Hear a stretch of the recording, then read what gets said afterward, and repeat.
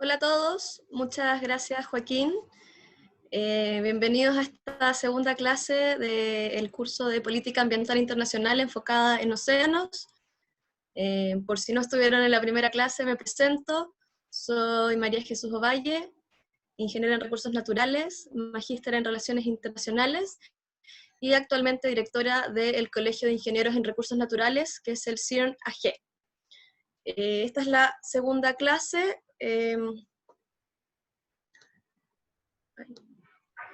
Como recordarán, espero, de la primera clase, hicimos una introducción a la gobernanza oceánica internacional y el estado actual del océano, y en esta segunda clase vamos a profundizar un poco en la CONVEMAR y algunos de sus acuerdos de implementación y algunas reflexiones de cómo vincularnos más con el océano y con estos procesos. En específico, los contenidos de esta segunda clase son un breve resumen, muy breve, de la clase 1, luego algunas generalidades de CONVEMAR, que recordando es la Convención de Derecho del Mar de Naciones Unidas, viendo algunas generalidades ambientales de este acuerdo y profundizando en la Autoridad Internacional de los Fondos Marinos, que es uno de sus acuerdos de implementación, y un acuerdo que se está negociando actualmente, que se llama Biodiversidad más allá de la jurisdicción nacional, y luego, como les decía, algunas reflexiones de cómo vincularnos. Esta clase también nos acompaña, al igual que las anteriores, Melissa González, secretaria de CIRN, quien me ayudará viendo cómo ustedes comparten en el chat, viendo las preguntas, y tenemos dos espacios para preguntas en esta clase. La primera es luego de terminar este punto de CONVEMAR y sus acuerdos de implementación, y la segunda es cuando terminemos la parte de las reflexiones sobre cómo vincularnos. Así que agradezco a Melissa su buena disposición y ser tan ordenada para plantear las preguntas y tratar de solucionar las dudas de todos. Entonces, para comenzar, vamos con el hiperresumen de la primera clase. El resumen está al revés de cómo planteé los contenidos, pero creo que eso no es lo importante. La clase 1 la terminé con los impulsores de pérdida de biodiversidad que propone IPBES, y que para el caso de los ecosistemas marinos, los impulsores directos de pérdida de biodiversidad son, en primer lugar, aquí, este celeste, digamos, la explotación directa. Luego, el cambio de uso del mar, como tercer punto, el cambio climático, que recordamos que lo que hace es exacerbar otros problemas. Como cuarto impulsor directo, la contaminación. Como quinto, las especies exóticas invasoras. Y, por supuesto, otros. Al final de esta clase voy a retomar estos puntos para usarlos como guía para la reflexión de cómo nos vinculamos. Lo otro que vimos en la primera clase tenía que ver con este concepto de aguas internacionales, que corresponde a todas las zonas que en este mapa pueden ver en azul oscuro, que es después de las 200 millas que son de los estados, que es la jurisdicción de los estados. Después de esas 200 millas empiezan aguas internacionales. Aprovecho de comentar algo que preguntaron la semana pasada, que era cómo se definían las aguas internacionales antes de la CONVEMAR, que es del 82, y antes estaba en 1958 el convenio sobre el mar territorial, el cual fue elaborado en la primera conferencia sobre derecho del mar de Naciones Unidas, donde se establecía ya estas 12 millas de zona contigua, pero eran solo 12 millas y lo demás era agua internacional. Luego hubo una segunda conferencia sobre derecho del mar que no llegó a ningún acuerdo, pero posteriormente, en la tercera de 1973, se ya establece que esta zona llega hasta las 24 millas, es decir, ya es más parecido a lo que tenemos hoy día, y comienza la negociación de la CONVEMAR, la cual tarda muchos años, y termina definiendo estas 12 millas de mar territorial, 12 millas de zona contigua, y 188 millas de zona económica exclusiva, que es el régimen actual que tenemos de los espacios marítimos. Y el tercer punto que vimos la semana pasada tenía que ver con la gobernanza oceánica.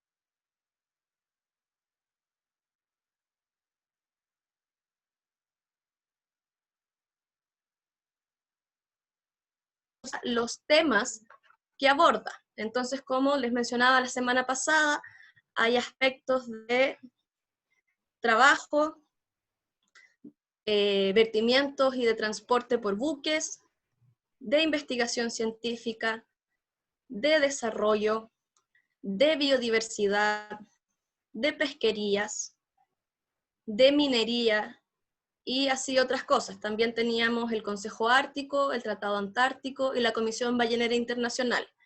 Como recordarán, esto estaba muy fragmentado, mi intención no es hacer una revisión exhaustiva, estas son clases introductorias a este tema que es muy complejo, y sí comentarles que en lo que vamos a profundizar ahora está ubicado aquí.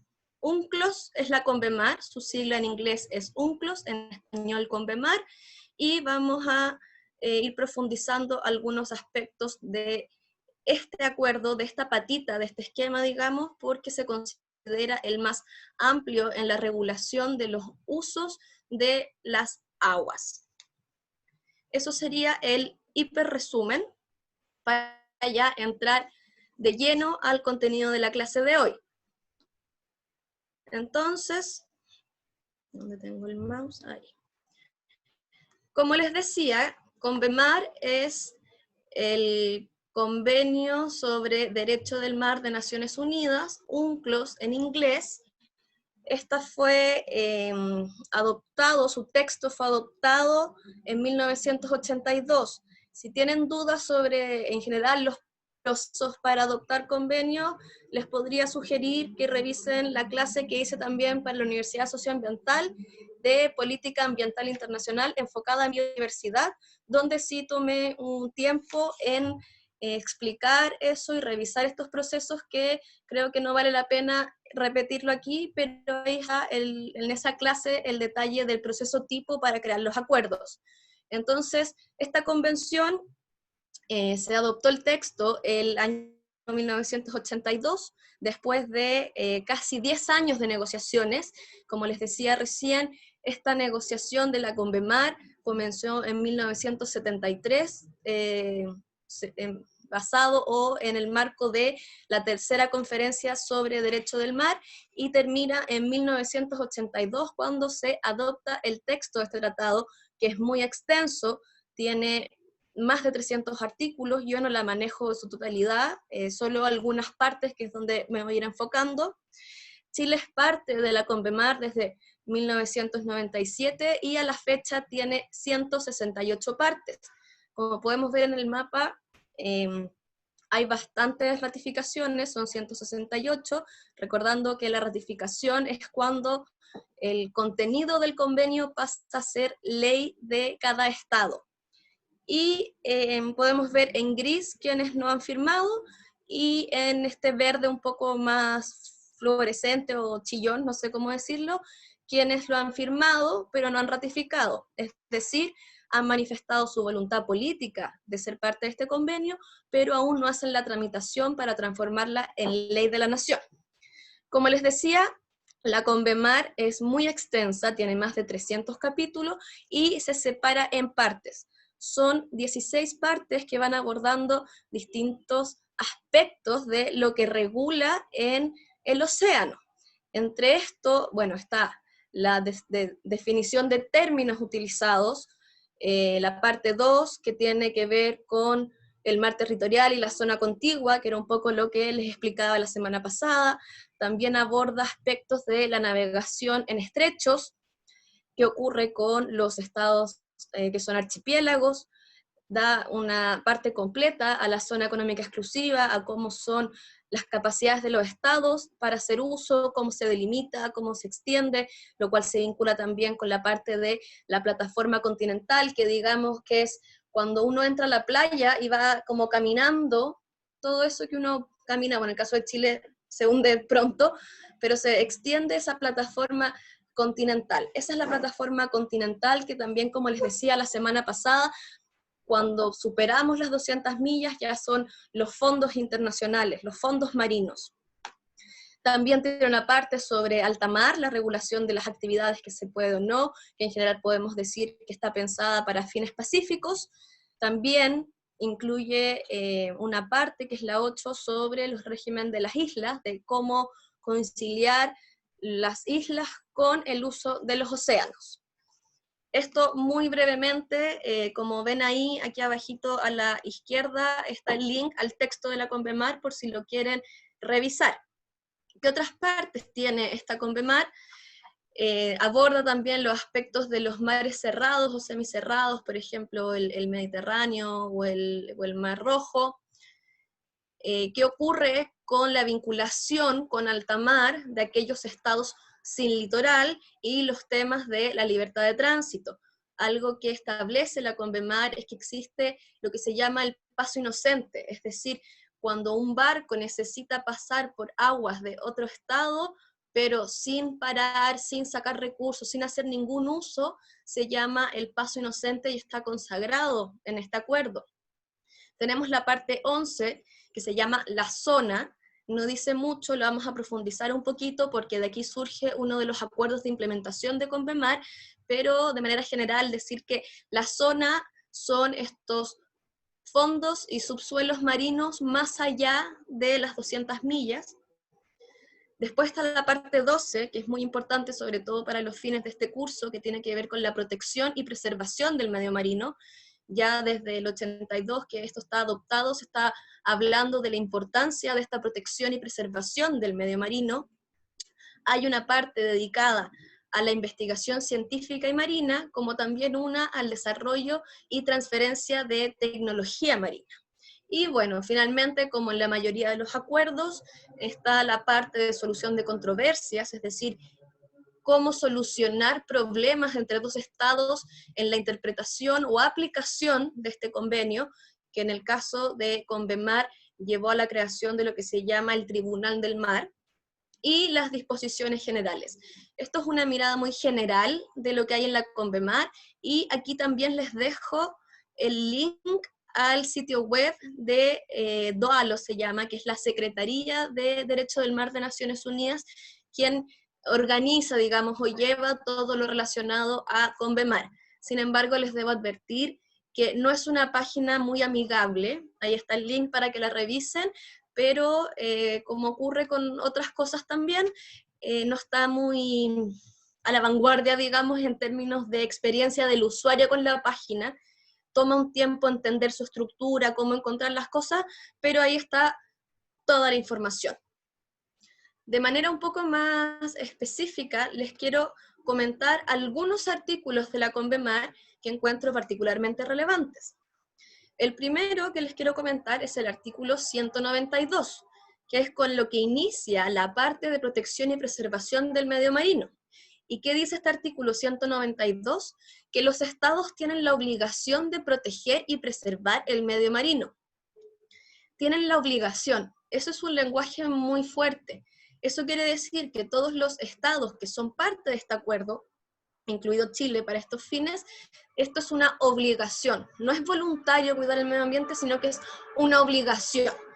Pero a veces cuesta, digamos, bajar a la realidad la materialización de esa obligación. Otro artículo relevante tiene que ver con el 204, asimismo el 205 y 206, que tienen que ver con la vigilancia y evaluación ambiental. Esos tres artículos en su conjunto son lo que dan los lineamientos de lo que es la vigilancia y evaluación ambiental. El artículo 204 habla de la vigilancia de los riesgos de contaminación o de sus efectos.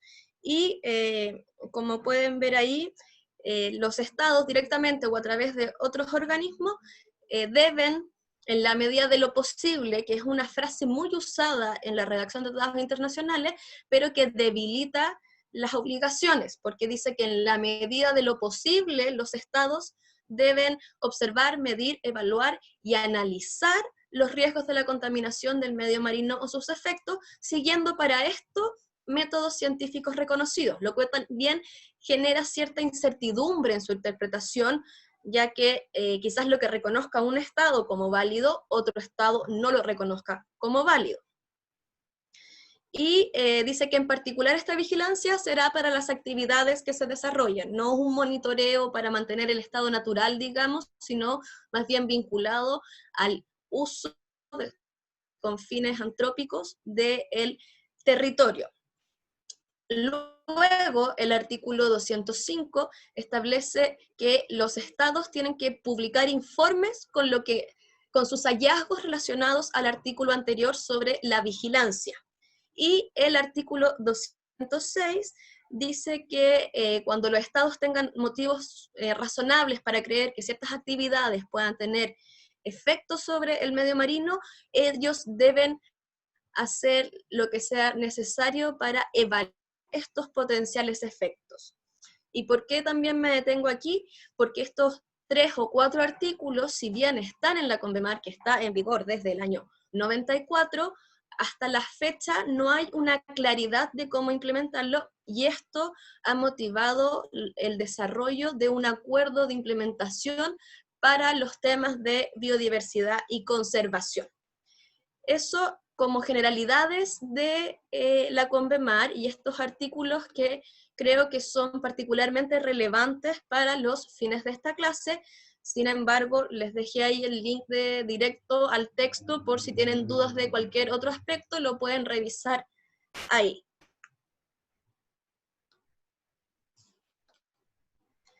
Entonces, como les decía, CONVEMAR da este gran paraguas de las obligaciones de los estados respecto a los océanos, en cuanto al uso y a los beneficios. Pero con el paso de los tiempos se fue notando que no era suficiente este gran conjunto de artículos que es la CONVEMAR, sino que habían algunos aspectos que era necesario detallar un poco más. Para esos aspectos se han ido desarrollando lo que se llaman los acuerdos de implementación de CONVEMAR. Tenemos 3, aunque la verdad hay 2. 2 están listos, digamos, que son el acuerdo de 1994 y el acuerdo de 1995. El tercero no está listo porque aún está en etapa de negociación internacional. No ha sido adoptado aún su texto para abrirse a la firma. ¿De qué trata el acuerdo de 1994? Tiene que ver con la regulación de la zona, que les decía que eran los suelos y subsuelos de los fondos marinos en aguas internacionales. Como en general con las cosas marítimas no son muy autoexplicativos, podemos ver que el nombre de este acuerdo es Acuerdo Relativo a la Implementación de la Parte 11. ¿A qué se refiere eso? Que en la CONVEMAR, la parte 11 de estas 16 partes, la parte 11 se vincula a la zona. Entonces, entre lo que está establecido en la parte 11, más lo que se establece en este acuerdo de 1994, se determina todo lo relacionado a cómo administrar, usar, explorar y explotar los recursos no vivos de los suelos y subsuelos marinos. El segundo acuerdo, conocido como el Acuerdo de 1995, es el Acuerdo de las Naciones Unidas sobre poblaciones de peces. ¿Y cuál es el objeto, digamos, de este acuerdo?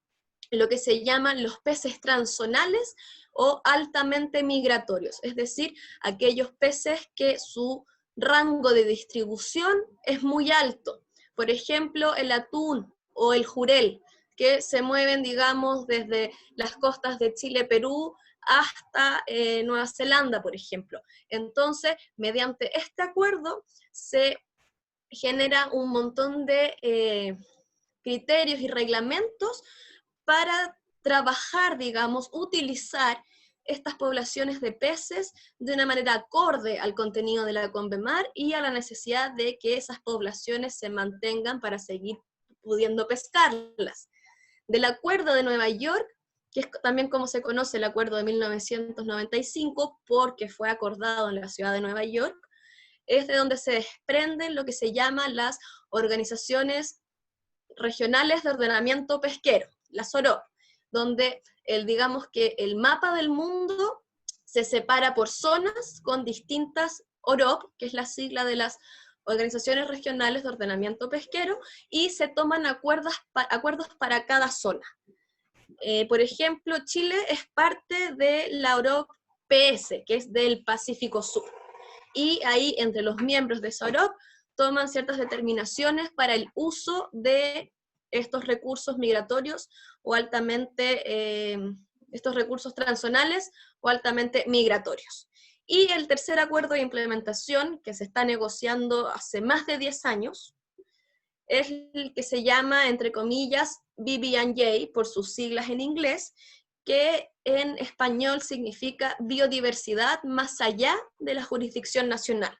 Porque recordando, hasta la línea de las 200 millas, lo que queda hacia, digamos, el continente es soberanía de cada estado y ellos determinan las medidas de conservación, de utilización y otras, y lo que queda de las 200 millas hacia afuera, alejándonos del continente, que son aguas internacionales, hasta el momento no estaba regulado en términos de conservación de la biodiversidad ni uso sostenible de esta, por lo cual se está negociando el cómo regular esto.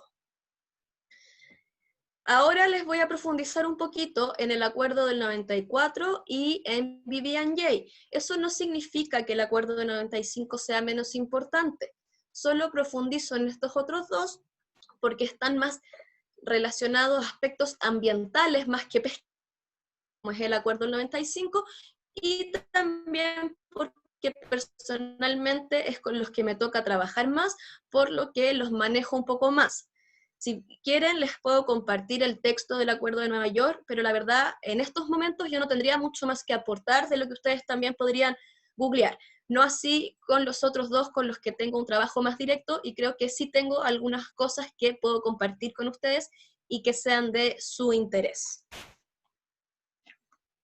Entonces, brevemente, voy a hablarles sobre el acuerdo de la parte 11. ¿Qué es lo que hace en concreto este acuerdo? Crea la Autoridad Internacional de los Fondos Marinos, que es la AIFM. En inglés su sigla es I latina SA, la ISA, la International Seabed Authority, que es el órgano que se crea para administrar los fondos marinos. Como ahí dice, se le dio el mandato desde Convemar a la Autoridad Internacional de los Fondos Marinos para organizar, regular y controlar todas las actividades relacionadas a los temas mineros, a los recursos no vivos. Esto incluye tanto los recursos sólidos, gaseosos y líquidos que estén en los fondos marinos internacionales. Como pueden ver en este mapa, no manejo, no me acuerdo el número, pero la mayoría de los estados son estados miembros de la Convemar, y en amarillo podemos ver lo que se llaman los estados observadores. ¿Qué son los estados observadores? Aquellos estados que participan de las reuniones, dan sus opiniones, pero desde un rol más lejano, porque al no ser parte de la Convemar, digamos que lo que ellos opinen es válido siempre que un Estado parte lo apoye. Ellos pueden tener excelentes ideas, pero al ser observadores, solo serán considerados sus aportes si un Estado parte los apoya. Otro punto súper importante de destacar en general sobre los fondos marinos es que en 1977, si mal no recuerdo, la Asamblea General de Naciones Unidas firmó la resolución 2749, que establece ciertos principios generales para entender la administración y el uso de la, está, y ahí se lo pongo literal, los fondos marinos y oceánicos y su subsuelo fuera de la jurisdicción nacional, es decir, la zona, así como sus recursos, son patrimonio común de la humanidad. Y esto es muy importante y es algo que ha sido bastante difícil volverlo operativo, porque los estados se ponen de acuerdo, establecen mediante esta resolución que los fondos marinos son patrimonio común de la humanidad, pero no hay mayor claridad de qué implica eso. Que, no sé, por ejemplo, si voy a ir a explotar los fondos marinos y va a ir una empresa y va a sacar muchos nódulos polimetálicos y va a tener grandes ganancias, ¿tiene que repartir esas ganancias entre todos los humanos de la Tierra? ¿Tiene que distribuir proporción de sus ganancias a los estados que sean parte de estos acuerdos? No hay realmente una claridad de cómo hacer operativo el que los fondos marinos sean patrimonio común de la humanidad, al mismo tiempo que se busque su explotación. ¿Por qué? Porque la ISA o la AIFM actualmente está en una transición de que podemos hoy en día explorar los fondos marinos para ver qué hay, hacer prospecciones, pero aún no se puede explotar, no puede ser con fines comerciales. Y eso es uno de los principales puntos que hoy en día se están discutiendo en el marco de la AIFM. ¿Cómo se estructura de manera muy general esta autoridad?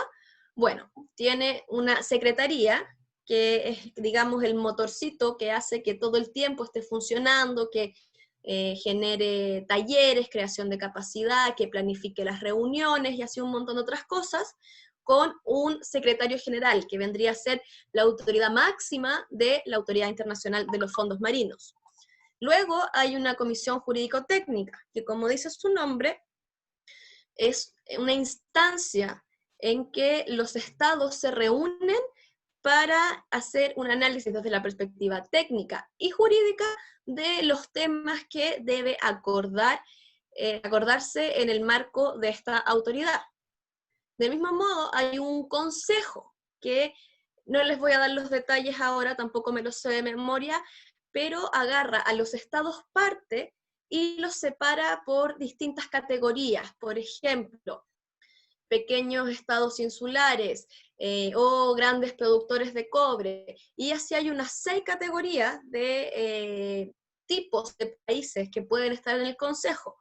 Chile hace mucho tiempo está en el Consejo, más de 10 años diría, y su intención es continuar. ¿Y por qué? En particular porque lo que se está buscando ahora de la explotación minera de los fondos marinos puede tener repercusiones en las economías terrestres que extraen cobre. Y como saben, Chile es uno de los mayores exportadores de cobre. ¿Y cuál es aquí el punto delicado, digamos?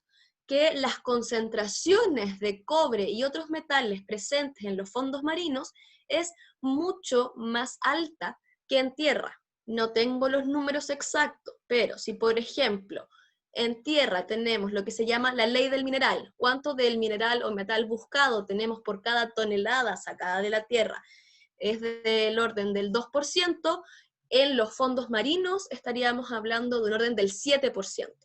Entonces, esa diferencia de la disponibilidad del mineral, en este caso el cobre, puede alterar los precios del mercado mundial de este mineral y eso afectar las economías. De ahí parte el interés de Chile por ser parte de este consejo. Y la verdad es que en los últimos años también ha habido un esfuerzo por mejorar los estándares ambientales. En el consejo actualmente, que bueno, al igual que la comisión se reúnen 2 veces al año, se está negociando el reglamento que permita la explotación minera de los fondos marinos. Y como les decía recién, tiene que conciliar el riesgo para las economías mineras, tiene que conciliar el cómo hacerse cargo de que los fondos marinos son patrimonio común de la humanidad, tiene que conciliar con que si se va a hacer explotación, esta tenga estándares ambientales que permitan asegurar o estar lo más cerca posible de poder asegurar que no vamos a dañar irremediablemente los océanos profundos. Hay que recordar que la investigación de esta zona o del océano profundo aún es muy incipiente. Hace solo unos 50 años que empezó la oceanografía como una ciencia a involucrarse en todos los aspectos del océano, a investigarla. Y aún así las investigaciones, por los números que manejo, hoy en día tenemos explorados cerca del 5% de los fondos marinos, es decir, aún falta mucho por descubrir. Y eso es un poco lo que ocurre con esta negociación de reglamento para la explotación de fondos marinos. Hay bastante incertidumbre aún, entonces hay que lograr un balance entre aquellos estados que quieren la explotación y aquellos estados que quieren conservar el océano, porque hay que equilibrar para que todo se quede en este club, digamos, nacional de los fondos marinos. La última estructura que pertenece a la AIFM está la asamblea, que vendría a ser lo equivalente en otros convenios a la conferencia de las partes. En este caso se llama asamblea, se reúne una vez al año y toman los insumos de la Comisión Jurídico-Técnico y del Consejo, y desde una perspectiva más política toman las decisiones que van a regir a la Autoridad Internacional de los Fondos Marinos. Entonces, siguiendo con el ejemplo de este reglamento de explotación de los fondos marinos, tanto en la Comisión Jurídico-Técnico como en el Consejo se hacen análisis de distinto tipo, de, no sé, el modelo financiero que debiera tener toda la lógica para explotar los fondos marinos, cómo compatibilizar esto con el régimen de patrimonio común de la humanidad, cómo tener estándares ambientales suficientes para los riesgos que implica hacer minería a un promedio de 4 kilómetros de profundidad. Eso igual es un buen dato. La profundidad promedio de alta mar es de 4 kilómetros, o sea, no es menor en términos también del desafío de la maquinaria necesaria para trabajar a esas profundidades, porque también hay que recordar que en la superficie de la Tierra, toda la atmósfera que tenemos sobre nosotros nos da una presión encima que se llama una atmósfera, porque tenemos una atmósfera, de aquí hasta el espacio tenemos una atmósfera, pero cuando ya entramos en el océano, en el agua, por diferencias de la densidad del agua, en particular del agua marina, cada 10 metros aumenta una atmósfera. Entonces, cuando ya estamos del cero, digamos, del nivel de superficie, bajamos 10 metros, teníamos la atmósfera original hasta el nivel del suelo y una atmósfera más. Y eso es en 10 metros, ya duplicamos la presión. Entonces, si lo llevamos hasta 4 kilómetros, es muchas atmósferas de presión que dificultan también la parte técnica de cómo tener maquinaria capaz de hacer esas cosas. Y todo eso, aparte de la discusión de el riesgo que implica ponerse a hacer explotación minera con los antecedentes que tenemos de cómo se hace en tierra, y no solo en Chile, sino en general en el mundo, de llevar eso hacia abajo. En las versiones iniciales de este reglamento habían aspectos que no se consideraban, que eran fundamentales, como por ejemplo, si yo tengo el lecho marino y traigo una máquina que haga un hoyo, que saque piedras, lo que sea, eso va a generar que se mueva el sedimento alrededor. Y eso se puede desplazar y generar una pluma de sedimentos que no necesariamente se estaba considerando como algo a abordar. Entonces, esa es la importancia de estas instancias un poco más técnicas que permiten ir analizando todos estos factores que hay que tener en cuenta antes de aprobar algo de estas características. Ahí también a mí me gusta destacar que la finalidad de la Autoridad Internacional de los Fondos Marinos no es lograr la explotación, es hacer una regulación de cómo se haga. Yo personalmente creo que también debiera haber un momento de reflexión interna de cómo lo que está haciendo el hombre hasta ahora ha destruido y nos dificulta saber cómo va a ser el futuro. Entonces, ¿qué tan necesario es hoy en día ponerse a explotar los fondos marinos por fines comerciales, cuando también tenemos que tener en cuenta cómo está la biodiversidad, cómo es la real necesidad de sacar más minerales? ¿No sería mejor hacer toda esa inversión en reconvertir la forma en que producimos y acercarnos derechamente a la economía circular, lo cual disminuiría notablemente la necesidad de nuevos materiales? hay un montón de aspectos súper delicados con la Autoridad Internacional de los Fondos Marinos, pero a pesar de todo, es mejor que esté a que no esté, porque si no estuviera, nadie estaría regulando esto y cada uno haría lo que quisiera. Y creemos que hoy en día, dada la diferencia de visiones y intereses, que no todos tienen los límites del planeta presentes todo el tiempo, o las implicancias de los cambios de la biodiversidad para el bienestar del planeta y las personas, es mejor que exista a que no exista, aunque por supuesto que podría mejorar y ser un poquito más verde, digamos, como, o más azul, buscar apelar más a una conservación donde se pueda permitir algún uso que enfocarse en el uso y de pasadita un poco de conservación, no sé si me entienden, como dar un poco vuelta el enfoque. Pero bueno, eso ya son reflexiones personales del funcionamiento de la AIFM más que su lógica operativa. Eso brevemente les quería comentar en cuanto a la Autoridad Internacional de los Fondos Marinos. Y ahora les quiero comentar sobre este futuro acuerdo llamado BBNJ, que es Biodiversidad más allá de la jurisdicción nacional. Este acuerdo tiene por objetivo regular todo lo relacionado con la conservación de la biodiversidad y el uso sustentable en alta mar, porque como les decía recién, no todo esto está ya regulado, hay algunos vacíos que se identificaron hace varios años y que llevaron a la necesidad de crear o de negociar, digamos, este acuerdo. Para esto, primero, Naciones Unidas se reunió en la Asamblea General y creó el mandato de qué es lo que había que abordar, qué era donde había un vacío de legislación que había que regular. Y se definieron que eran estas 4 materias que desprenden de la Convemar y de los artículos que les mencionaba, en particular del 204, el 206, el 192, sobre la obligación de los estados de preservar el medio marino, pero hacer una bajada más específica. ¿Cuáles son estos 4 aspectos?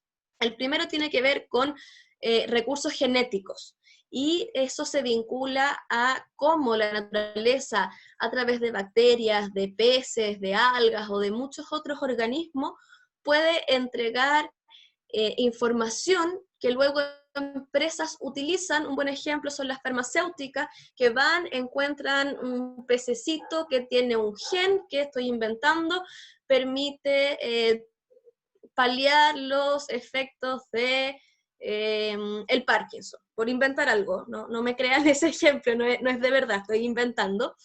Y entonces, ¿qué es lo que busca regular esta parte? Que cuando esa farmacéutica o un estado asociado a esa farmacéutica vaya y capture al microorganismo o al organismo, ¿cómo es esa captura? ¿De quién es la secuencia genética? ¿Cómo ocurre después con los usos comerciales o no comerciales? ¿Cómo separar la investigación genética de la comercialización de productos derivados de los genes? Y un montón de aspectos relacionados al acceso y uso de recursos genéticos en aguas internacionales. El segundo tema de este paquete de negociación, que es como se conoce, son las herramientas de gestión basadas en áreas. Esto incluye las áreas marinas protegidas, que como enfaticé bastante en la primera clase, son la mejor herramienta de conservación, pero no son la única, porque hay que recordar que el objetivo de BBNJ es equilibrar el uso sostenible con la conservación de la biodiversidad. Entonces, así como están las áreas marinas protegidas, hay otras herramientas basadas en gestión que puedo darles como ejemplo lo que se llama la planificación espacial marina, que es muy parecido a lo que se hace en tierra con el ordenamiento territorial. Es tomar una porción del océano del tamaño que sea, ver los distintos usos que se quieran hacer ahí y compatibilizarlos para que no hayan conflictos. Por ejemplo, no vas a tener un área marina protegida y al lado una plataforma petrolera. Ahí no hay una compatibilidad de usos, porque si tienes un accidente en la plataforma y derramas petróleo, afectaste derechamente y de manera inmediata el esfuerzo de conservación que tenías en el área marina protegida. Eso es para darle un ejemplo de otras herramientas de gestión que no son áreas marinas protegidas. Aquí, ¿cuál es lo medular de lo que se negocia en esta parte de las herramientas de gestión basadas en área? Tiene que ver con cómo definirlas, qué criterios deben tener para ser consideradas áreas marinas protegidas, si es importante que se establezca que estas áreas deben estar bien conectadas para permitir los flujos de especies, porque no sirve de mucho si yo cuido donde nace una especie y no cuido donde se alimenta. Pueden estar separadas o pueden estar más juntas, pero si no cuido ambas, no estoy cuidando a la especie. Entonces, ese es el tipo de cosas que van en esta parte, digamos, en los artículos de esta parte. El tercer punto de este paquete de negociación es el de evaluación de impacto ambiental, que la verdad es un gran tema, porque recordemos que la lógica original de alta mar es la libertad de alta mar. Entonces hay estados que se aferran a esa libertad de también tengo la libertad de hacer las actividades que a mí me parezca y la forma en que a mí me parezca. Pero, dado el contexto actual y de hace algunos años, eso no es tan así.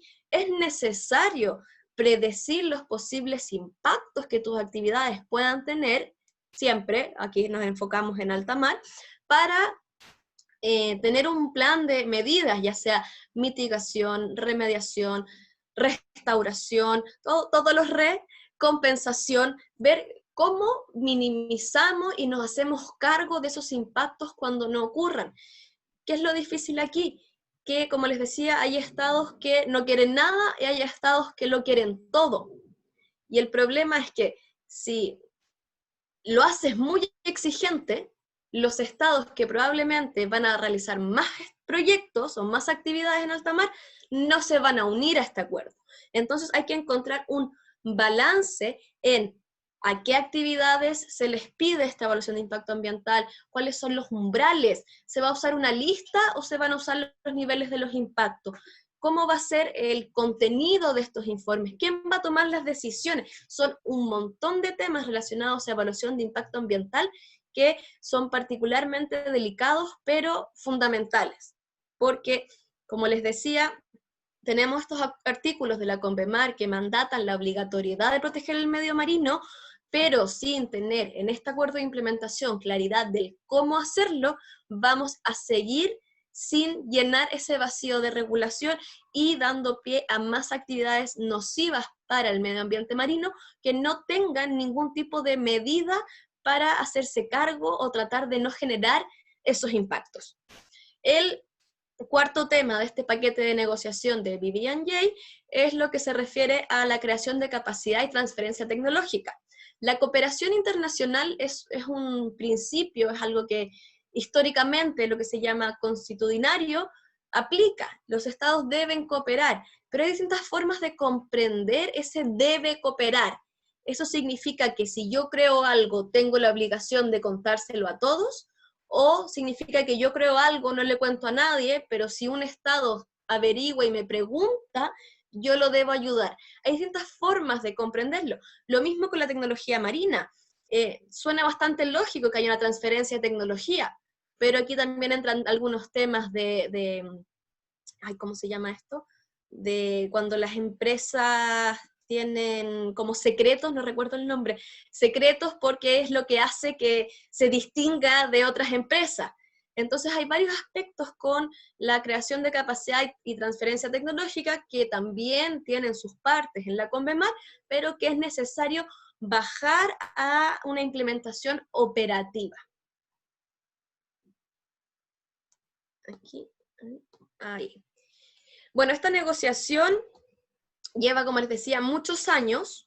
Comenzó, si mal no recuerdo, el 2004, 2006, cuando ya estaba esta resolución de la Asamblea General que decía que esto había que negociar, estos 4 temas, y primero hubo una etapa de lo que se llaman las PREPCOM, que son las conferencias preparatorias. Fueron 4 instancias en que se reunieron los estados a conversar qué sí y qué no abordar en el tratado. Les recuerdo que siempre estas negociaciones y procesos son de muchos años, es muy lento, hay que poner de acuerdo a muchas partes con distintas visiones. Entonces es complicado y es lento. Cuando terminó la cuarta PEPCOM, no recuerdo el año 2016, 17, yo no participé, no sé, pero lo que me han contado es que casi se cae todo. Porque, por ejemplo, habían estados que decían, no, evaluación de impacto ambiental no, porque la libertad de navegación y de alta mar y punto. Entonces hubo una especie de retroceso. Pero se logró acordar de que sí había que hacer un acuerdo, que aunque suena básico, a veces eso es todo lo que tú logras en una conferencia internacional, porque no siempre es difícil poner a tantos países con visiones tan distintas de acuerdo.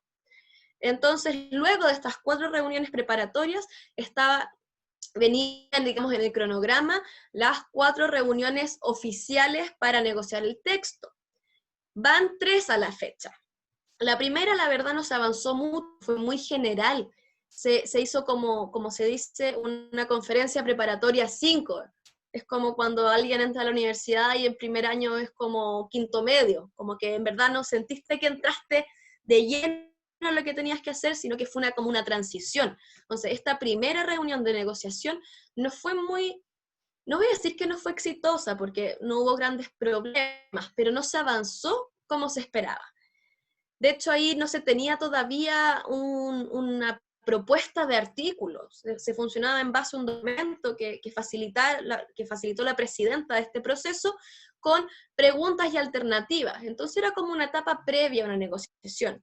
Ya en la segunda y la tercera reunión se comenzó a negociar y a ver las diferentes realidades y posiciones, que como quiero seguir reforzando, es muy difícil ponerlos a todos de acuerdo y que esté desde mi visión más conservacionista, que esté en elevados estándares ambientales, porque si no los menos dispuestos a conservar y a cuidar no se van a sumar al acuerdo. Entonces ahí perdería un poco el sentido. ¿De qué sirve crear un acuerdo en el que solo van a participar estados que no van a hacer actividades en alta mar?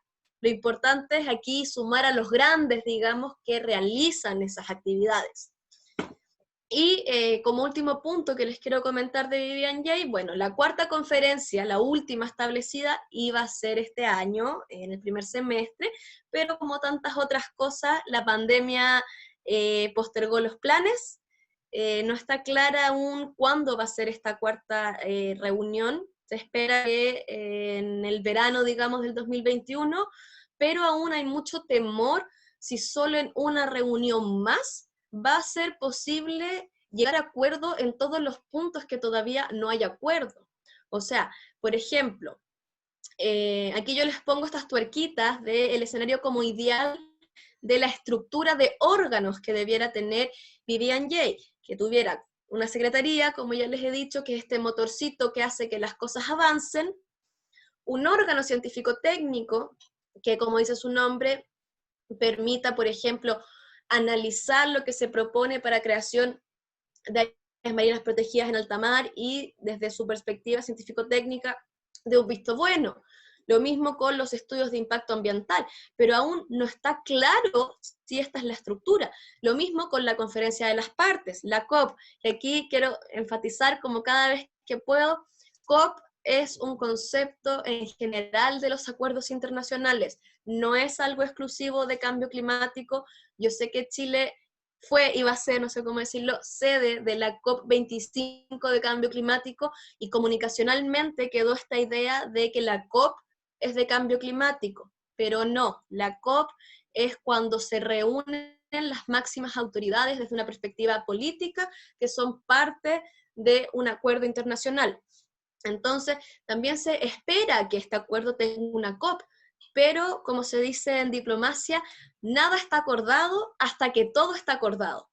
La intención es una estructura así, pero todavía no lo sabemos. Hay muchas cosas que no está clara. ¿Qué mandatos va a tener la Secretaría? ¿Qué puede o qué no puede hacer? ¿Cada cuánto se va a reunir la conferencia de las partes? Si se decide en cuanto a evaluación de impacto ambiental que hay un proyecto que técnicamente cumple, ¿quién da la decisión final de qué se puede hacer? ¿La conferencia de las partes? ¿El mismo Estado que lo propone? Hay muchas cosas aún que ir negociando. Lo bueno que generó esta extensión o sea, este desplazamiento de la cuarta reunión producto de la pandemia, es que ha dado espacio para lo que se llama de diálogos informales, que se reúnan distintos estados con ONG, también los trabajos internos, de tener un poco más de tiempo para ir procesando las posturas nacionales de cara a lo que se espera como acuerdo, y ahí también ir definiendo en qué cosas hay flexibilidad y en qué cosas hay lo que se llama líneas rojas, es decir, aquello que no se puede ceder. Y eso es súper importante, como aprovechar este tiempo extra que nos da la pandemia para tener posiciones nacionales y regionales más fuertes. Esto era brevemente lo que yo les quería compartir en cuanto a la Convemar y sus acuerdos de implementación. Así que, Meli, te doy la palabra, cuéntame cómo ha ido el chat. Hola, estamos más reflexivos en el chat que buenos para preguntar, pero igual tengo una pregunta que la voy a leer textual para no equivocarme. Dice, me llama un poco la atención que si un Estado no ratifica un acuerdo, simplemente, entre comillas, puede hacer lo que quiera por fuera de ese acuerdo. Por ejemplo, si un Estado no ratifica el BBNJ, así se dice, BBNJ, Jay. bueno, eso, entiendo que podrá explotar las aguas internacionales como quiera y sin necesidad de hacer evaluación de impacto ambiental. Considerando el principio precautorio y la situación actual del planeta y su biodiversidad, ¿no debería ser al revés? Que si un Estado no ratifica no puede explotar. Debería ser al revés, estoy totalmente de acuerdo, pero la verdad no lo es. Ahora, sí ocurre que, como les mostraba con este esquema de la gobernanza tan desordenada, igual hay otros instrumentos que pueden meter la cuchara, digamos, para decirle, oye, no estáis cumpliendo con esto, aunque no seáis BBNJ, cumple con lo que si eres parte, que se relaciona, pero es como una relación tangencial. Puede hacer lo que quiere finalmente, cada estado es como soberano de hacer lo que quiere, digamos, y no cumplir, pero está también el tema de la imagen internacional y el repudio internacional, entonces ahí también va a depender un poco de quién es el estado que lo hace, porque probablemente si es un estado, una potencia mundial que se llama, es más difícil hacerle un repudio porque tiene mucho que ver en las economías de otros países. Cambio, si es un país chico, es más probable que el repudio internacional por sí solo baste, pero es algo súper complejo. Y en cuanto al principio precautorio, yo también estoy totalmente de acuerdo, se debería aplicar todo el tiempo, pero a veces ocurre que estas lógicas que son más bien llevadas por abogados que por biólogos, dicen, es que el principio precautorio no está en el historial de las conferencias sobre el derecho del mar. Entonces yo no puedo apelar a su utilización si no está antes. Pero personalmente creo que es una visión un poco estrecha, porque ya van un par de décadas desde la Convemar, el mundo ha avanzado y hay que pensar simplemente que el principio precautorio surge en la Convención de Río de 1992, o sea, es posterior. Es lógico que no puedas hacer referencia a algo que se definió después, pero eso no significa que tú no puedas adoptarlo, como que ahí la intención es usar la Convemar como el piso y no como el techo. Pero no todos tienen esa visión y a veces no es tan simple utilizar el principio precautorio como, como lo que busca, digamos, de que no se realicen actividades por falta de evidencia científica. Bueno, también tenemos en el chat una discusión interesante sobre lo que es la soberanía y cómo esto le da fragilidad al derecho internacional porque es algo que no se toca en este tipo de convenciones.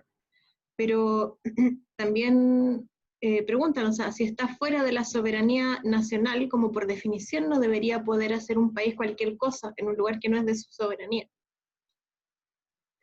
Sí, yo sé que ahí hay grandes discusiones jurídicas que yo no manejo porque no soy abogada, pero igual prácticamente todos los estados son partes de Naciones Unidas.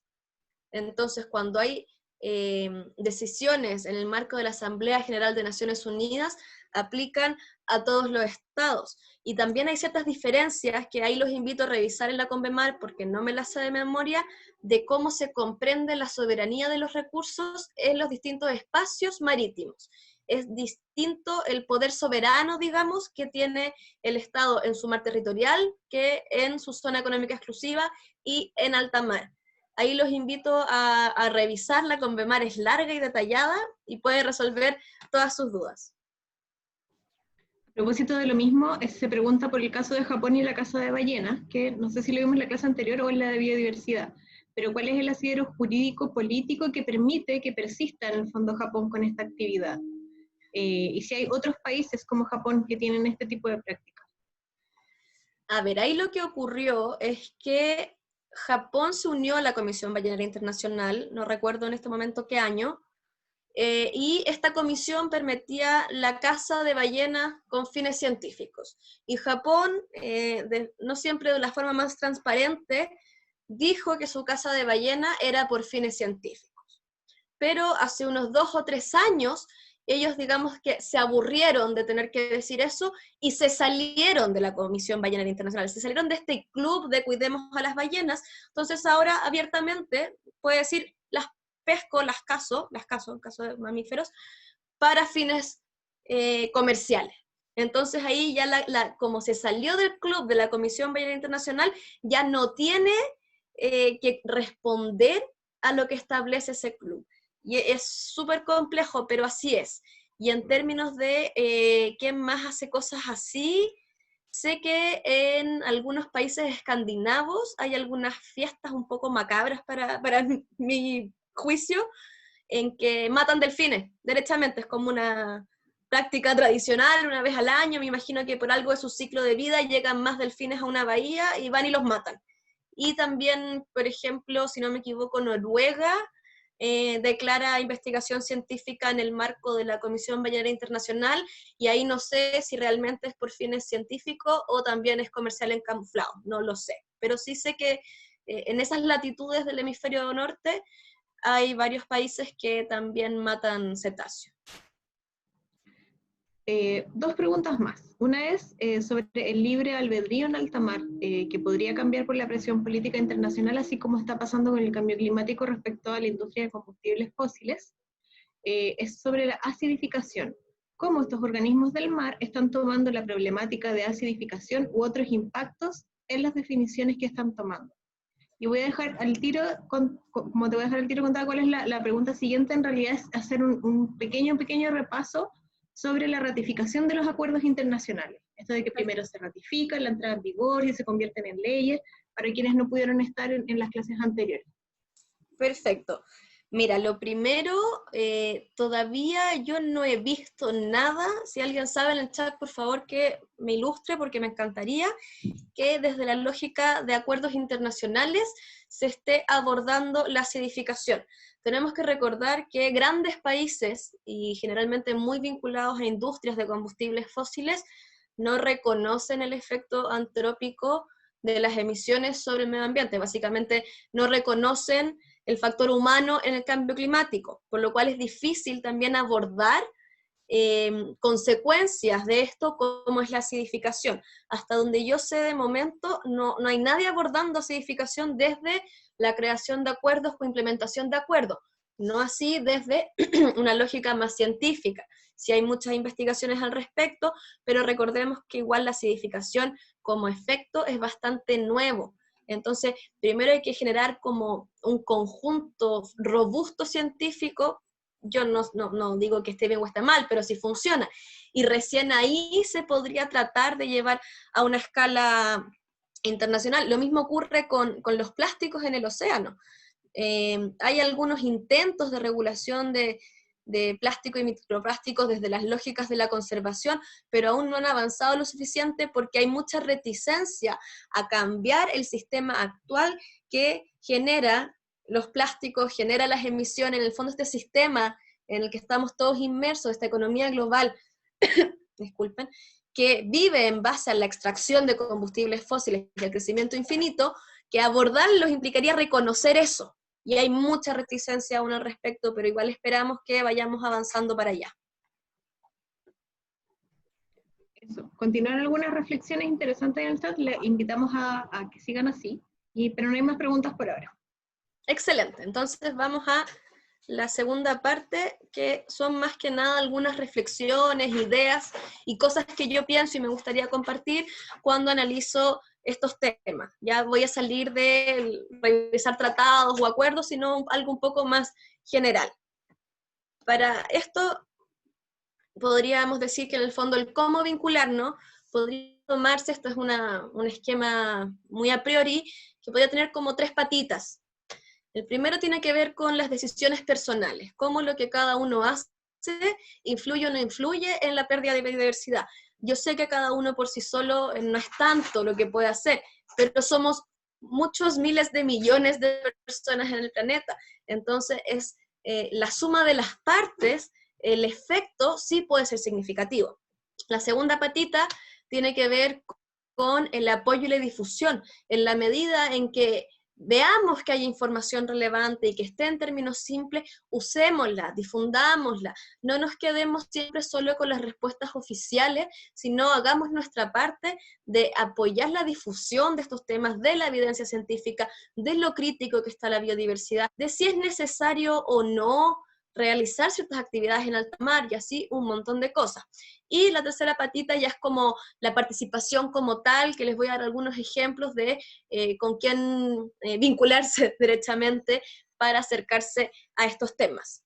Para la primera parte de las decisiones personales, voy a retomar a mi querido Yves, que les mostraba al comienzo de esta clase y en la clase anterior. Bueno, en todas las clases he mencionado a Yves porque me gusta cómo entrega sus resultados, donde acá vemos los impulsores de pérdida de biodiversidad y les comento que los mensajes clave de este reporte global del estado de la biodiversidad que publicó IPBES el año 2019, dice que hay un deterioro de la biodiversidad y las contribuciones de la naturaleza a las personas en todo el mundo. Dice que en los últimos 50 años los impulsores de pérdida de biodiversidad se han acelerado. O sea, a pesar de todos los esfuerzos que han habido para hacer las cosas mejor, estamos acelerando los impulsores de pérdida de biodiversidad. Luego concluye que como estamos haciendo las cosas ahora, no vamos a cumplir los ODS, las metas de Aichi, ni cualquier otra meta en pro del bienestar. Como vamos hasta ahora, la tendencia de la trayectoria actual nos dice que vamos mal. Y finalmente, IPBES propone lo que llaman el cambio transformador, que es un replantearse las lógicas de los sistemas y valores, cambiar los paradigmas y en base a eso modificar los factores tecnológicos, culturales, económicos, para lograr vivir de manera más armónica con el planeta y sin seguir destruyéndolo. Lo que quiero hacer ahora es tomar brevemente estos impulsores directos de pérdida de biodiversidad que les comenté al principio y darles algunos ejemplos para los casos marinos. Entonces, en primer lugar está lo que se llama el cambio de uso de mar, que es como el equivalente al cambio de uso de suelo, pero en el océano. Y acá un poco el fondo tiene que ver con esas decisiones personales más o menos lejanas según la realidad de cada persona, de elegir qué como, a dónde voy, de dónde vienen los productos que compro. Recordemos que el cambio de uso de mar incluye, como lo que busca reflejar estas fotos, la instalación de acuicultura en zonas que antes eran prístinas. Ahí estamos alterando la forma en que las comunidades de peces y organismos marinos se desarrollan, y eso puede tener, por supuesto, complicaciones a la hora de después querer alimentarnos de estos peces. Acá les pongo la foto del Hotel Punta Piquero, que fue bien controversial, no sé si lo recuerdan, que también es un cambio de uso de mar. En el fondo, ¿qué fue lo que pasó con ese proyecto? Finalmente lo rechazaron en medio de la construcción, pero porque no cumplía ciertas lógicas y criterios mínimos, pero también porque los roqueríos cumplen funciones, y parte de la función de los roqueríos es disipar la fuerza de las olas. Entonces, si vamos alterando eso, o destruimos el hotel, o esa fuerza va a salir por otro lado, pero todo cambio que hagamos va a afectarnos. Lo mismo ocurre con cuando se construyen estos megapuertos, que a veces no se hacen con todos los estudios necesarios, dicen, ya, aquí está el puerto, lo queremos ampliar para acá, pero mira, aquí hay una corriente, entonces acá construyamos algo para que esa corriente no llegue. Estoy también haciendo un ejemplo hipotético, pero nunca pensaron que al cortar esa corriente había una parte de nutrientes que permitía entrar a la bahía que estaba más al sur y que generaba su productividad de moluscos. Entonces, alteramos la lógica de esta máquina que es el planeta y la evolución que tiene cuántos millones de años que ha aprendido a hacer las cosas de que todo funcione. Entonces, estos cambios no siempre vemos de inmediato cómo nos afectan, pero seguro nos afectan, y ahí solo recordarles que gran parte de los camarones que comemos son cultivados en zonas que antes eran manglares, entonces ahí destruimos, hacemos un cambio de uso de mar, en el que destruimos estos refugios de la biodiversidad y que ayudan a regular la intensidad de las mareas por un cultivo de camarones. Y también para recordarles que cuando van a la playa y comen empanada de camarón, muchas veces ese camarón no es de Chile, de hecho la menor de las veces es de por aquí, casi siempre es importado. Luego, como segundo impulsor directo de pérdida de biodiversidad, está la explotación directa. Yo sé que estos son temas que son lejanos, que ocurren en alta mar, o al menos en el océano, y no algo tan cotidiano, pero sí podemos, al menos personalmente, comprometernos a respetar cuando compremos productos del océano que cumplan sus tallas mínimas. Acá después pueden ver en detalle esta lámina, porque la talla mínima es aquello que, entre otras cosas, permite que las especies lleguen a su edad reproductiva y se puedan reproducir antes de transformarse en un recurso con fines comerciales. Lo mismo, no sé si han visto que ahora en los atún hay un sello que dice como libre de delfín, pero ¿qué tan real? Yo he tratado de investigar ese sello y nunca he llegado a algo muy concreto. De hecho, si uno mira distintas marcas de atún, el logo del sello de esta certificación es distinta. Entonces, hay que tener cuidado porque si estamos haciendo captura por arrastre, que per se es totalmente destructiva para los ecosistemas, y tenemos pesca incidental, que es cuando yo quiero pescar a un animal y llega otro, que es como un poco lo que les muestro aquí con este delfín, el delfín come atún. Entonces, donde hay atún, normalmente hay delfín. Si yo voy y los meto a todos en una red y los proceso, ¿cómo voy a estar segura que está libre de delfín? Y esto no es solo porque el delfín sea una especie bonita, emblemática, que nos genere cierta empatía, sino porque si el atún ya tiene altos niveles de mercurio, imagínense el delfín, que está más arriba en la trama trófica. Entonces, tenemos que nosotros también analizar qué tan seguido, qué productos, de dónde vienen, para ir tratando de minimizar nuestro impacto personal en la sobreexplotación. Del mismo modo, en aspectos relacionados al cambio climático, que es el tercer impulsor directo de pérdida de biodiversidad, aquí tenemos que analizar un poco nuestros hábitos de consumo, porque tenemos que recordar que en el caso de Chile, cerca del 95-97% de nuestro comercio se da por rutas marítimas. Entonces, todo lo que sale y que llega, o la gran mayoría de lo que sale y lo que llega a nuestro país, es por vías marítimas. Eso implica emisiones, eso implica posibles accidentes, eso implica un montón de cosas que de una u otra forma contribuyen al cambio climático. Estas emisiones están directamente relacionadas con el blanqueamiento de los corales, que es una de las consecuencias de la acidificación. Entonces, a mí me pasa personalmente que sufro con la gente que ama AliExpress. Es como encontré esta tonterita a 10 pesos que hicieron en China y me la van a traer gratis. Ya, pero ahí no estamos considerando todo lo que realmente implica ese gratis y cómo mis decisiones de consumo afectan a variables del cambio climático. Y ahí en la misma línea está el tema de, por ejemplo, la ropa. ¿Qué tan seguido compramos ropa? Gran parte de la ropa hoy en día es de fibras sintéticas, que dicho de otra forma no tan bonitas, que vienen del petróleo. Lo mismo con los envases y envoltorios. Entonces hay que pensar en cómo nuestros hábitos van afectando, cómo estos hábitos de la humanidad tienen al océano en un estado más bien crítico. Tenemos el tema de la acidificación, que es un temazo, la pérdida de los corales, lo detallé un poco la semana pasada, pero estamos perdiendo refugio de vida importante. También tenemos como efecto del cambio climático el aumento del nivel del mar o el cambio de las corrientes. Entonces aquí un poco el llamado es a repensar nuestros hábitos de consumo, de qué es lo que consumo y de dónde viene, para tratar de disminuir mi impacto personal en estas materias. En cuanto a la contaminación, bueno, el océano durante años se consideró como el basurero de la Tierra, se creía por desconocimiento, yo creo en la buena fe, no creo que haya sido a propósito, por desconocimiento pensaban que el océano aguantaba todo. Entonces, ¿cómo vemos hoy día el océano? Con mucha contaminación, producto, por ejemplo, de petróleo. Bueno, el caso del plástico ya está súper mediatizado y todos más o menos saben que tenemos serias situaciones con los plásticos en los océanos. Y es súper delicado porque tenemos estas imágenes como que les pongo aquí de los plásticos flotando, pero esa es la minoría de los plásticos. Gran parte de los plásticos se hunden. Y se hunden hasta la profundidad que sea. Tú puedes llegar con máquinas a 6 kilómetros de profundidad y te aseguro que vas a encontrar plástico porque va a durar para siempre.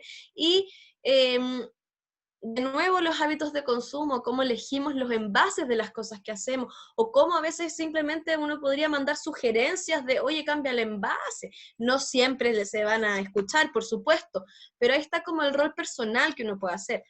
Tampoco hay que olvidar que el océano tiene mucha radiación. Les pongo una foto de, no sé si es de verdad o es un montaje, pero sí sabemos que se hicieron pruebas nucleares en el océano y esos residuos quedan en el océano. También sabemos que durante mucho tiempo fue autorizado el dejar residuos nucleares botarlos en el mar, dicho en simple. Entonces, hay varias fuentes de contaminación en los océanos que aquí en el fondo la reflexión para mí es, si me quiero comer lo que se crea en el océano y con qué frecuencia. Porque también entramos de nuevo al mercurio, hay mucho mercurio en el océano que, bueno, ahí les pongo la fotito del compuesto, digamos, pero ese metal líquido que es el mercurio, cuando está en el océano, entra en contacto con algunas bacterias y pasa a estar lo que se llama biodisponible, es decir, puede entrar en las cadenas tróficas y tiene una característica este mercurio biodisponible que se va acumulando proporcionalmente más a medida que avanzas en esta cadena.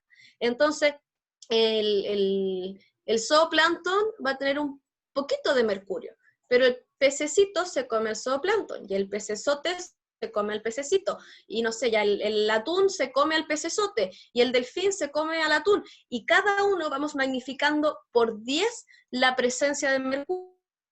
¿Y qué es lo delicado del mercurio? Que es un compuesto tóxico, es altamente tóxico y está vinculado a varias enfermedades, alteraciones hormonales, alteraciones funcionales de distintos órganos, incluso a temas mentales. Y bueno, el océano hoy en día está bastante contaminado y también hay que, por lo mismo, quizás parar un poquito las antenas de lo que está ocurriendo con los intentos de emisarios submarinos o de lo que llaman la geoingeniería, que son estas grandes obras para solucionar los grandes problemas de la humanidad, pero que no siempre se desarrollan desde el principio precautorio y se desarrollan pensando que no hay que cambiar nada, sino que hay que hacer más intervenciones en vez de dejar de hacer intervenciones y dejar que la naturaleza haga lo que sabe hacer, que es mantenerse en su mágico equilibrio dinámico.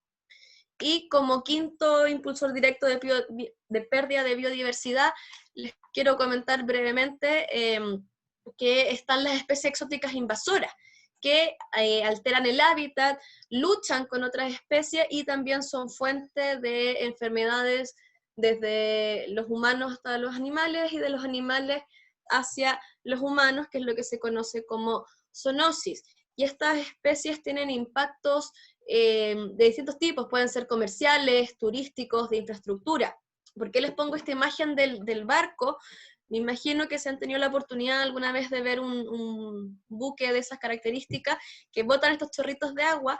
Esos son lo que se llaman las aguas de lastre. Y la función de las aguas de lastre es que estas embarcaciones gigantescas, cuando están sin carga, se les mete agua para regular su flotabilidad. Pero el punto es que si esta embarcación parte aquí, saco agua de aquí con los microorganismos que tenemos aquí, navego,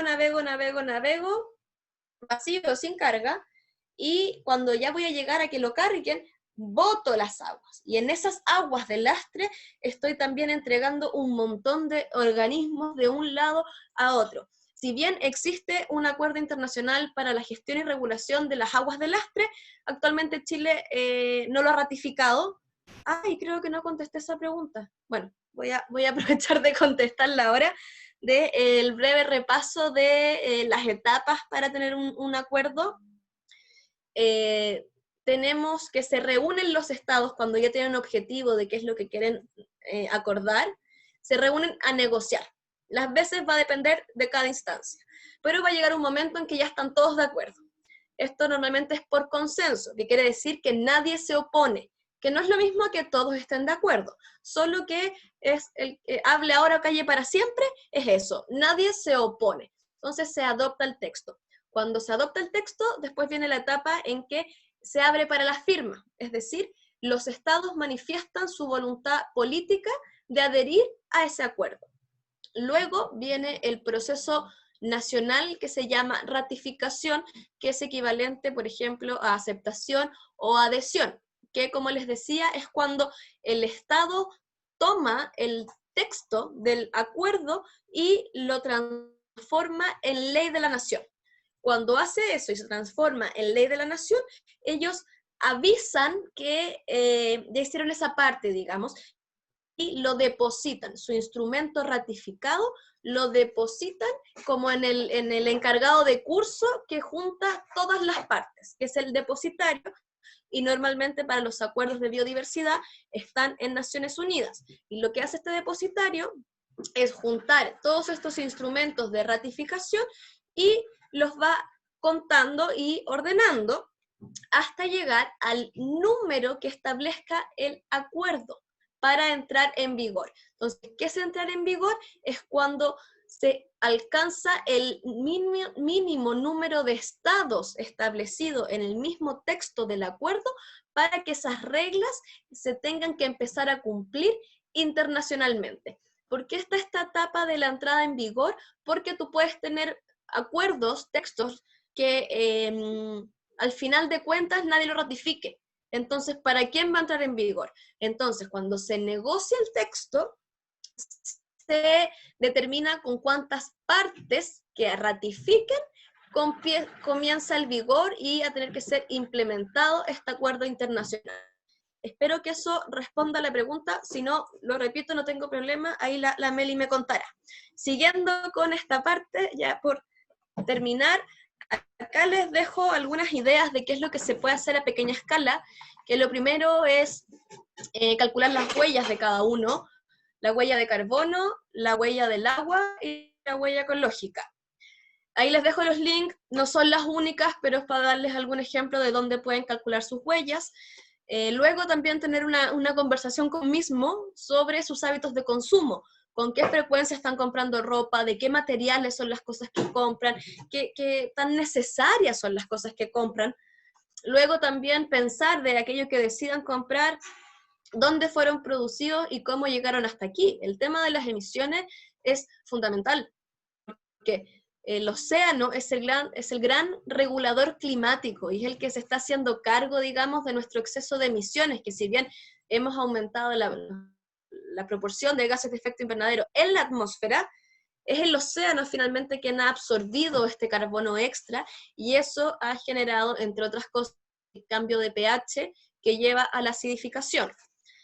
Lo mismo cuando compren algo, pensar qué pueden hacer después con eso. Yo no digo que sea fácil ni que haya que ser así taxativo, ¿no? Un talibán con las cosas, pero sí empezar a darle una vuelta. Y a veces si uno está en el supermercado y encuentra dos productos que son bastante similares, pero uno está envuelto en papel y en otro en plástico, bueno, ojalá escojan el papel. Lo mismo también, cada vez se ven más lugares que son al por mayor, digamos, o que uno puede llevar sus envases, y de a poco ir retomando mejores hábitos, no digo creando, porque hasta hace 40, 50 años no vivíamos en estos niveles de plástico que tiene ahogado al océano, nos tienen destruido, lo estamos comiendo, es un desastre. Y bueno, como lo último que uno puede hacer a pequeña escala es analizar lo que uno come, en estos casos teniendo en cuenta el mercurio, la radiación, los microplásticos. Yo no digo que no coman o que coman, eso es libertad de cada uno, pero sí analizar con qué frecuencia van a comer estos productos que puede que a largo plazo no sean tan sanos. Ahí les doy el dato que si ustedes buscan en Google, hay recomendaciones para la frecuencia de comer ciertos pescados según sus niveles de mercurio. La segunda patita que yo les comentaba de cómo vincularnos tiene que ver con la participación. Yo aquí les menciono un par de ejemplos. Para la negociación de BBNJ, por ejemplo, está la High Seas Alliance, que es la alianza de alta mar, donde ustedes pueden buscar las formas de vincularse, ser parte de estos movimientos y cooperar a nivel individual o como organizaciones. Lo mismo con la Deep Seas Coalition, que es la coalición de los océanos profundos, que busca, en el marco de la Autoridad Internacional de los Fondos Marinos, entregar respaldo científico validado para la toma de decisión. Porque en el marco de la AIFM, una vez ve estudios científicos, pero la verdad que son dudosos, como que da mucho la impresión de que están respondiendo a quien les paga para decir algo y que no es ciencia neutral. Sabemos que la ciencia per se nunca va a ser neutral, pero hay grados. Y lo que busca la Deep Sea Coalition es contribuir a esta evidencia científica para proteger los océanos profundos y evitar su explotación minera. También, como en otras instancias, hay ONGs más conocidas o típicas, como es el caso de Greenpeace, pero aquí personalmente yo he tenido la oportunidad de estar en las sesiones del Consejo de la Autoridad Internacional de los Fondos Marinos, y un día mirando por la ventana vi el barco de Greenpeace, no sé si lo han visto, de que tiene como el arco iris, se llama Esperanza, y yo así, oh, viene Greenpeace, va a hacer una intervención, así, oh, ¿qué va a pasar? Y al día siguiente veo que su intervención fue este cartel, punto. No tengo nada con que lo hayan hecho, que es bueno que alguien lo haga, pero no tiene quizás el revuelo que uno esperaría de algo tan terrible como la explotación minera de los fondos marinos, sin conocer realmente los fondos marinos y que son patrimonio común de la humanidad. Y bueno, siempre están las redes sociales donde ustedes se pueden vincular con estas organizaciones, retuitear, publicar, compartir, decir lo que piensan y que estos temas sean más conocidos, porque la verdad están bastante, no voy a decir que sean secretos, porque no lo son, pero son poco públicos. No es fácil conocer su existencia a menos de que uno se meta en estos temas, pero cada uno puede participar y ayudar a su difusión. Y ahí, como último punto, está el aporte de cada uno de nosotros en el apoyo y difusión, que es un poco lo que quiero yo también hacer hoy día, como entregarles información y respaldo científico de cómo está el océano, de cómo se organiza su gobernanza, y usar la información que tenemos. Aquí les pongo 3 ejemplos. Los 2 primeros los revisamos la clase pasada. El primero era este reporte de las implicancias económicas de proteger el 30% del planeta con datos numéricos, económicos duros, muy útiles. El del medio es mi querido reporte global de IPBES, donde hay una serie infinita de datos que es bueno empezar a usar, a utilizar, a compartir, y que poco a poco vaya saliendo esta sensación de que conservar es algo hippie, porque finalmente no lo es algo súper, no tengo nada contra los hippies, me meto a mí en ese saco, pero es algo súper práctico y científico esto. No es algo como lejano de que le importe a algunos, por el contrario, es para todos, y aquí tenemos datos que pueden ir respaldando y ayudándonos a convencer y digamos en esta cruzada de evangelizar a los que no creen de lo crítico que está la biodiversidad y que es necesario tomar medidas. Y como último, tercer ejemplo, les pongo la cara de este reporte especial que hizo el IPCC 2018, creo que, no, 2019, no me acuerdo, 2018-2019, sobre el océano y la criósfera en un clima cambiante. Y ahí recordarles que la criósfera es el conjunto, digamos, de los hielos glaciares, de toda el agua dulce congelada. Eso en cuanto al apoyo y difusión. Y Meli, cuéntame si tenemos preguntas. Sí, tenemos varias preguntas. Voy a iniciar primero con dos que tienen que ver con el etiquetado. Estos sellos que a veces tienen los productos de que es por ejemplo, un atún libre de delfín, creo que dijiste. Un comentario que se hizo fue que para que un etiquetado ecológico sea real requiere en el fondo que haya un alto nivel de transparencia en todo el proceso que lleva esa etiqueta, lo que nos lleva a la necesidad de firmar el acuerdo de Escazú, que también promueve estos procesos transparentes. Y la pregunta en realidad sobre etiquetado es cómo podemos nosotros evitar caer en etiquetados engañosos o de, no sé, certificaciones inexistentes de las cosas que compramos, que es, por ejemplo, lo que pasa cuando las mismas empresas miden su propia huella de carbono y uno tiende a no creerles mucho. Bueno, yo creo que ahí tenemos que aprovechar la era digital en la que estamos y que tenemos toda la información disponible en este aparatito o en un computador, y googlear y buscar qué certificaciones son a los criterios de cada uno, porque puede cambiar, más válidas u otras. No, yo estoy de acuerdo que una buena certificación implica trazabilidad y transparencia y que no siempre se da, pero creo que lo único que podemos hacer para no caer en estos engaños es cada uno investigar, y para eso por suerte tenemos Google a nuestra disposición, que te entrega un montón de información, y ahí siempre también aplica un poco el juicio crítico. Probablemente si vas a buscar la transparencia en la misma página de quien te ofrece la certificación, si es que no es tan transparente no te lo van a decir. Hay como que buscar como el lado B de las cosas. Sí, yo quería llevar esa reflexión un poco al sector energía, donde tú ves muchas empresas que firman acuerdos de provisión de energía renovable y dicen, por ejemplo, el metro iba a funcionar en un cierto porcentaje solo con energía solar, o empresas, está el aeropuerto, empresas industriales que también hacen estos acuerdos y dicen, nosotros ahora funcionamos solo con energía renovable. Siempre cuestionarlo, porque en Chile no hay ningún sistema que certifique que esta distribución de energía sea efectivamente limpia. O sea, si una empresa se conecta a la red, al sistema eléctrico nacional para obtener su energía desde ahí, es imposible que su energía sea siempre 100% renovable, porque la energía entra mezclada. Ahora, cuando las empresas hacen un acuerdo, por ejemplo, con una generadora, y esta generadora le construye un parque solar que solo lo abastece a ellos, ahí sí tú puedes decir que eso es real. Entonces, eso es importante, y en Chile no existe como una regulación para eso, pero sí se está trabajando para avanzar en ese tipo de certificación, al menos en energía, para fomentar incluso un mercado de certificación, pero que sea transparente, trazable y todo, con todas las condiciones que requiere.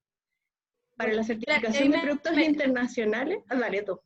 No, que me recordaste que sí se está trabajando a nivel nacional una certificación de temas pesqueros, que no me acuerdo si era Subpesca o Cernapesca, me imagino que es Cernapesca, que es el sello azul, que ellos están trabajando en desarrollar un sello que asegure que los productos que se comercialicen del mar vengan de prácticas de manejo sustentable. Aún no se lanza, pero sí se está avanzando un poquito. Dale, Mel. Claro, en el caso de los productos que se comercializan, generalmente en Chile los exportadores están muy atentos a las exigencias de etiquetado que les piden los países que compran. Entonces, hay países que están muy avanzados en la industria del etiquetado y tienen reglas súper claras y muy específicas de qué cosas cumplir, pero ahí, claro, la única forma de saberlo es informándose y aprovechando los recursos que uno tiene. Y también para el caso de la huella de carbono, es muy raro ya que una empresa mida su propia huella de carbono y la presenta así nomás, porque todos sabemos que es cuestionable. Entonces siempre debe haber un tercero verificador para que también lo tengan en cuenta. Otra pregunta es, por el tema del mercurio en los atunes, ¿por qué hay tanto mercurio en los atunes? Y si está presente en la mayoría del atún que uno consume. A ver, no me acuerdo qué año, como en los años 40 o 30, un desastre ambiental en la península de Minamata, que queda en Japón, donde durante años se virtió mercurio a la bahía, ¿ya? Como les comentaba, el mercurio cuando entra al océano interactúa con ciertas bacterias que lo vuelven biodisponible. Y resulta que el atún también tiene dos características, que está como arriba en las tramas tróficas y que se desplaza mucho por el océano. Entonces, no es solo el atún el que tenga mucho mercurio, hay muchas especies, como les decía, hay algunas tablitas por ahí que te dicen cuáles tienen más, cuáles tienen menos, pero entre más grande el pez, más mercurio tiene por esta característica del mercurio que se bioacumula. Y eso quiere decir que en el pececito que el atún se va a comer, si en el pececito pequeño hay 10 de mercurio, en el atún se va a magnificar por 10, vamos a tener 100 de mercurio. Entonces, entre más arriba en la trama trófica esté tu atún, o sea, tu pez, más mercurio va a tener. Pero no significa que particularmente haya una afinidad del atún con el mercurio, sino que se da esta combinación, que es un pez que se mueve mucho, que dentro de su rango está la zona más cerca de Japón, y con esta sustancia que se fue repartiendo por todo el océano, y que es una especie de alto interés comercial, por lo cual se pesca mucho. Súper. Además, Magdalena Lave acaba de compartir en el chat una publicación que contiene una tabla con la presencia de mercurio en distintas especies de peces. Muy útil para todos. La siguiente pregunta es si existe algún tratado internacional que prevenga la geoingeniería o que manifieste alguna posición respecto de la geoingeniería. Entiendo que en el marco de la OMI, que es la Organización Marítima Internacional, existe lo que se llama el Convenio y el Protocolo de Londres, que tienen que ver con distintos aspectos de la regulación de usos de embarcaciones y de infraestructura, digamos, y ahí hay una enmienda relativa a geoingeniería, pero la verdad no me ha tocado estudiarla, así que no me atrevo a profundizar. Sé que existe, pero hasta donde entiendo Chile no es parte y a mí nunca me ha tocado verla, por lo cual no puedo decir mucho más, salvo que existe. Ok, y la última pregunta que teníamos es sobre las especies exóticas invasoras en Chile. ¿Cuáles son esas principales especies y en qué zona geográfica hay una mayor presencia o una presencia más intensa de ellas?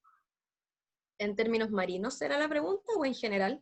No está especificado. Sí, igual tengo a mano los datos del GEF, de especies exóticas invasoras, pero quería ver si tú tenías alguna información marino. Ahora especifico marinos.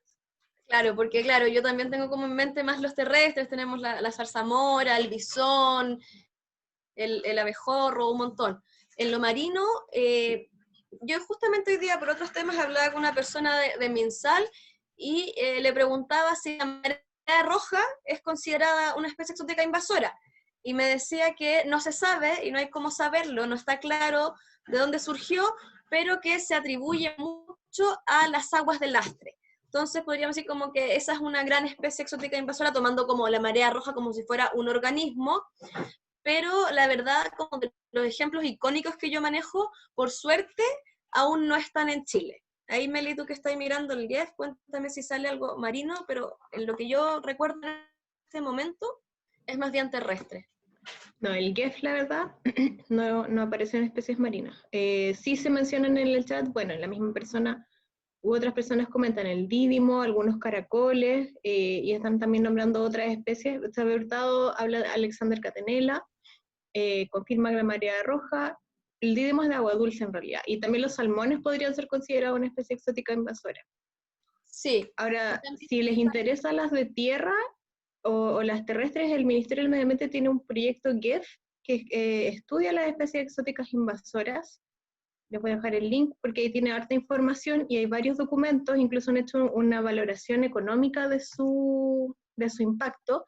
Hace unos años hicieron una valoración bien general con los efectos en la economía de estas especies exóticas, eligiendo algunas más emblemáticas como el castor, la zarzamora, lo que tú decías, y ahora sacaron otro estudio más específico donde también hacen una valoración económica de los impactos en biodiversidad y en otros sectores. Incluso en el diario La Tercera hoy día sale una infografía sobre el impacto del castor, por si lo quieren o lo pueden revisar. Y ahí también recordar que a veces las especies exóticas invasoras pueden ser solo porque no son de ecosistema. Y eso se ve mucho con el erizo negro. Cuando uno ve erizo negro, normalmente llegó ahí por ser zonas degradadas y pasa a ser una especie invasora, pero que en la distribución de Chile no se considera como una especie exótica invasora, sino de algunos ecosistemas en particular, donde ha adquirido como comportamiento de exótica invasora. Ahí para hacer solo esa distinción de que algo del norte que se viene al sur o al revés también es una especie exótica invasora. No hay más preguntas, así que yo quería agradecer hoy día, el chat estuvo muy colaborativo, pero no tenemos más preguntas para ti. Excelente, qué bueno que el chat ojalá lo alcance a mirar porque a veces no alcanzo, como no lo puedo ver mientras tengo la presentación en la pantalla. Con eso yo termino esta segunda clase, les agradezco su interés, su motivación, me alegra mucho lo que dice Melissa, aunque no lo he podido ver, de que el chat esté reflexivo, es un poco la intención de este curso, partí diciendo que son temas complejos y que esto es algo introductorio, los invito a vincularse, a involucrarse, a aprender, porque somos océano, no somos solo tierra. Muchas gracias a todos y espero verlos por ahí en algún otro curso. Muchas gracias María Jesús y Melissa y a todas las personas asistentes.